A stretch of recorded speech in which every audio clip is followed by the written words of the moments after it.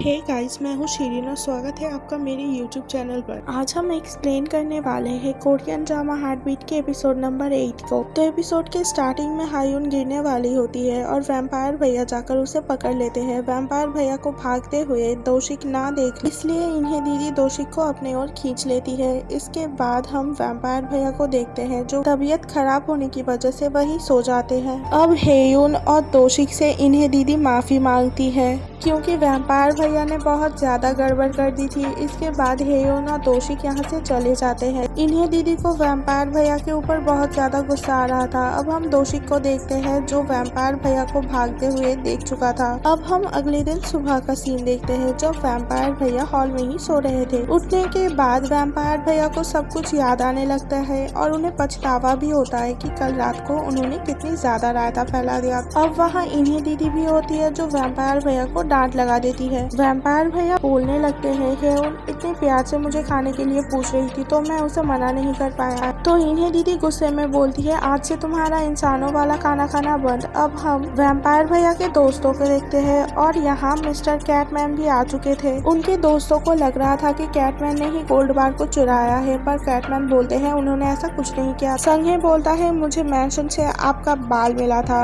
इसका मतलब आप मैंशन में गए। तो मिस्टर कैटमैन बोलते हैं हाँ मैं मैंशन गया था पर मुझे गोल्ड बार में कोई भी इंटरेस्ट नहीं है। मैं वहाँ सेओचुल को देखने के लिए गया। सेओचुल मतलब वैम्पायर भैया। यहाँ कैटमैन बोलते हैं सेओचुल अब बहुत ज्यादा मुश्किल वक्त में है, तुम लोगों को उसका साथ देना होगा, उसके ऊपर नजर रखना। अब हम दोशिक को देखते हैं जो वैम्पायर भैया के बारे में ही सोच रहा था और वो इन्हें दीदी को मिलने के लिए बुलाता है। वो इन्हें दीदी से वैम्पायर भैया के बारे में पूछने लगता है पर इन्हें दीदी ज्यादा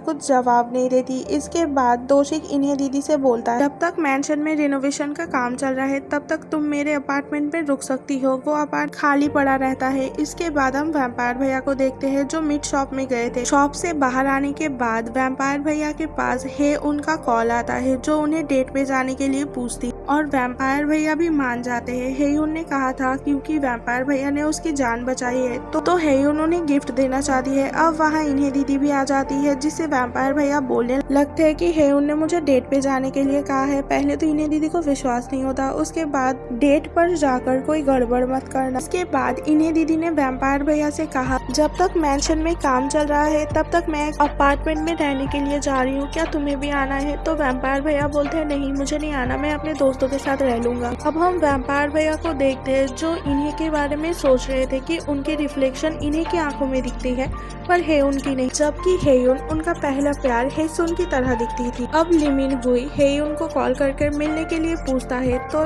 पर हेयुन बोलती है मुझे डेट पर जाना है बोलकर उसे मना कर देती है। यहाँ लिमिन हुई को पता चल जाता है कि हेयुन वैम्पायर भैया के साथ डेट पर जा रही है। अब हम हेयुन को देखते हैं जो वैम्पायर भैया के साथ मिलने आई हुई थी और वैम्पायर भैया भी काफी अच्छे से तैयार होकर आए थे और लिमिन हुई इन दोनों पर नजर रख रहा था। अब डेट पर वैम्पायर भैया और हेयुन काफी सारी बात करते हैं जहाँ हेयुन वैम्पायर भैया से पूछती है कि तुम मुझे इतने प्यार से क्यों देखते हो? जब तुम ऐसा करते हो तो मुझे लगता है मैं तुम्हारे बहुत ज्यादा करीब हूँ। यहाँ वैम्पायर भैया काफी ज्यादा कंफ्यूज होते। यहाँ हेयुन वैम्पायर भैया को एक पेंटिंग भी गिफ्ट करती है। अब हम दोशिक को देखते हैं जो इन्हें दीदी को एक लग्जूरियस अपार्टमेंट में लेके आया था। ये अपार्टमेंट बहुत ज्यादा सुंदर होता है। इसके बाद ये दोनों डिनर करने के लिए बाहर जाते हैं जहाँ दोनों के बीच बहुत सारी बातें होती है और दोशिक बातों ही बातों में इनडायरेक्टली बोल देता है कि वो इन्हें दीदी को कॉलेज टाइम से पसंद करता है। वो हमेशा से इन्हें दीदी के साथ बात करना चाहता था, उनके साथ लंच करना और टाइम स्पेंड करना चाहता था पर इन्हें दीदी अपने लाइफ में बहुत ज्यादा बिजी थी तो इन्हें दीदी इन सब बातों को कभी इम्पोर्टेंस नहीं देती थी और वो दोशिक भैया को भी इग्नोर कर देती थी। दोशिक ने कई बार इन्हें दीदी के साथ बात करने का ट्राई किया, उनके साथ फ्रेंडशिप करने का ट्राई करा पर इन्हें दीदी अपने पार्ट टाइम जॉब की वजह से बिजी थी और हमेशा उन्हें इग्नोर कर देती थी। दोशिक इन्हें दीदी से पूछने लगता है अगर तुम कल फ्री हो तो हम फिर से घूमने आ सकते हैं। तो इन्हें दीदी उन्हें डायरेक्टली बोल देती है मैं तुम्हारी फीलिंग्स समझती हूँ और इसकी कदर भी करती हूँ पर मैं अभी किसी रिलेशनशिप में नहीं आना चाहती, मुझे अभी अपने करियर पे अपने गेस्ट हाउस के ऊपर फोकस करना है। आई होप तुम मुझे समझते हो। दोशिक को ये सब सुन के काफी ज्यादा बुरा लगता है पर वो इन्हें दीदी को कुछ भी नहीं बताता जाता है। अब हम देखते हैं वैम्पायर भैया को देखते हैं जो अपने दोस्तों के घर आए हुए थे। वो अपने दोस्तों को बताते हैं कि आज मैं हेउन के साथ डेट पर गया था, पर उस पास्ट लाइफ के बारे में कुछ भी याद नहीं है। अब हम इन्हें दीदी को देखते हैं जो वैम्पायर भैया के बारे में सोच रही होती है। वो सोचती है क्या वैम्पायर भैया के पास सच में रहने के लिए कोई जगह है, हेउन के साथ डेट कैसा गया होगा। अब हम वैम्पायर भैया को देखते हैं जो अपने दोस्तों की खराटों की वजह से बिल्कुल भी सो नहीं पा रहे थे, तो वो रूफ टॉप पर आ जाते जहाँ वो इन्हें दीदी के बारे में सोच रहे थे। तभी इन्हें दीदी का मैसेज आता है कि डेट कैसा गया, तुम कोई गड़बड़ तो नहीं किया ना, क्या तुम सो गए हो। अब वैम्पायर भैया को मैसेज करना नहीं आता था, तो वो इन्हें दीदी को कॉल करते हैं जहाँ वो काफी देर तक बात कर रहे थे और वो काफी खुश भी लग रहे थे। अब इन्हें दीदी पूछती है क्या तुम कल मैंशन के लिए आओगे, तो वैम्पायर भैया बोलते हैं हाँ मैं आऊँगा। और तो इन्हें दीदी बोलती है हाँ मैं भी आऊँगी, तो फिर कल मिलते हैं। इसके बाद दोनों सो जाते हैं। अब हम अगले दिन सुबह के सीन देखते हैं जो वैम्पायर मैंशन आ चुके थे और यहाँ इन्हें दीदी भी आ जाती है। वैम्पायर भैया इन्हें दीदी को देख के बहुत ज्यादा खुश हो जाते हैं। वैम्पायर भैया बोलते हैं मैंने मैंशन को बहुत ज्यादा मिस किया, तो इन्हें दीदी बोलती है मैंने भी। अब यहाँ एक बड़ी सी कार आ जाती है। इस कार को हेयुन ने वैम्पायर भैया को गिफ्ट किया था। इसके बाद हेयुन वैम्पायर भैया को कॉल करती है और पूछती है तुम्हें कार कैसी लगी। वैम्पायर भैया बोलते हैं मुझे बहुत अच्छा लगा, थैंक यू सो मच। इसके बाद हम इन्हें दी को देखते हैं जो बोल रहे थे तुम इस कार को बेच दो और मुझसे जो भी उधार लिया था वो पैसे मुझे वापस कर दो। तो वैम्पायर भैया बोलते हैं इस कार को हेयुन ने गिफ्ट किया है तो मैं इसे नहीं बेच सकता। तो इन्हें दीदी बोलते हैं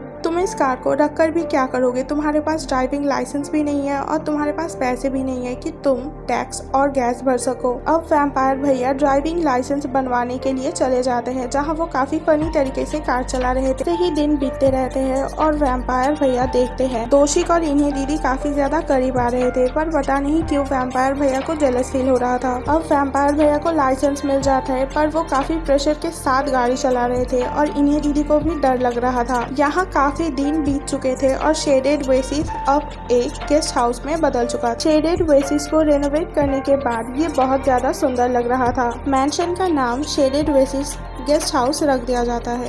इनके गेस्ट हाउस में पड़ोसी भी आ जाते हैं और वो अंदर से देखना चाहते थे। जब वो अंदर जाते हैं और सब कुछ उन्हें परफेक्ट लगता है, पर भी वो कुछ ना कुछ खामी तो निकालना चाहते थे। वो बोलते हैं यहाँ सब कुछ बढ़िया है, पर अगर यहाँ कोई बड़ा सा फूल का बुके होता तो और भी ज्यादा अच्छा लगता। तभी वहाँ दोषिक और हेयुन फूल के बुके भेजते हैं। अब हम देखते हैं दोषिक इन्हें दीदी को मैसेज कर रहा था। वो लिख रहा था मैं तुम्हारे लिए बहुत खुश हूँ क्योंकि तुमने अपने सपने को पूरा कर लिया है। दूसरी ओर हम इन्हें दीदी को देखते हैं जो काफी ज्यादा टेंस थी क्योंकि उनके गेस्ट हाउस में अभी भी एक भी गेस्ट नहीं आया था। हम देखते हैं दोषिक ने किसी को वैम्पायर भैया के ऊपर नजर रखने के लिए बोला था। अब यहाँ ली मिनहुई आ जाता है जो वैम्पायर भैया के साथ बात कर रहा था। वो काफी ज्यादा बदतमीजी कर रहा था। कभी वो वैम्पायर भैया को बोलता है कि तुम तो चले गए थे, 100 साल तक तुम गायब थे क्योंकि तुम्हें एक इंसान बनना था, क्या तुम इंसान में बदल चुके हो। पर वैम्पायर भैया उसे नॉर्मली बात कर रहे थे और ज्यादा गुस्सा नहीं कर रहे थे। इसके बाद वैम्पायर भैया ली मिनहुई को इग्नोर करके चले जाते हैं, पर ली मिनहुई वैम्पायर भैया को चिढ़ाने के लिए और ये देखने के लिए क्या वो इंसान बन चुके हैं, वैम्पायर भैया को कार से टक्कर मारने के लिए जाता है। यहाँ हमें पता चलता है ली मिनहुई हेयुन को पसंद करता था और दूसरी ओर हेयुन हमारे वैम्पायर भैया को पसंद करती थी, इसलिए वो वैम्पायर भैया को बिल्कुल भी पसंद नहीं करता था।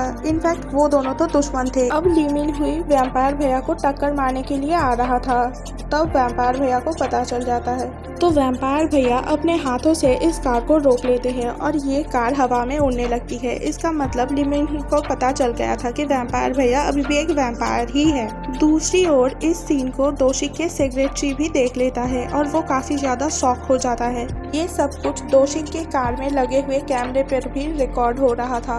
अब शेडेड वेसिस में एक गेस्ट आती है जो कि काफी ज्यादा अजीब लग रही थी। वो इन्हें दीदी के साथ सीधे मुंह बात भी नहीं करती थी, वो कुछ अजीब सी ही थी। अब दोषिक के सेक्रेटरी दोषिक को वो कैमरा फुटेज दे देता है। अब कैटमैन वैम्पायर भैया के साथ मिलने के लिए आए हुए होते हैं। वो बोलते हैं कांग्रेचुलेशंस, मुझे लगा नहीं था कि शेडेड वेसिस फिर से वापस आएगा। कैटमैन वैम्पायर भैया के साथ हैंडशेक करते हुए बोलता है मुझे लग रहा है कुछ गड़बड़ होने वाली है। वो बोलते हैं तुम्हारे पास बहुत कम वक्त बचा है, तुम्हें जल्द से जल्द इंसान बनना होगा। अगर तुम ऐसा नहीं करते हो तो तुम मर सकते हो। तुम्हारे पास लाल चांदनी के रात तक का वक्त है। अगर तुम उससे पहले इन्हें का प्यार भरा खून नहीं पीते हो और इंसान नहीं बनते हो तो तुम्हारे लिए बचना मुश्किल हो जाएगा। तुम गायब हो जाओगे, तुम मर जाओगे। इस बात को सुनकर वैम्पायर भैया भी कहीं ना कहीं बहुत ज्यादा डर जाते हैं। हम दूसरी ओर दोषी को देखते हैं जो उस वीडियो फुटेज को देख रहा था। उसे पता चल जाता है कि वैम्पायर भैया कोई आम इंसान नहीं है। यही हमारे एपिसोड का एंड हो जाता है। Like this video, thanks for watching, subscribe to my channel.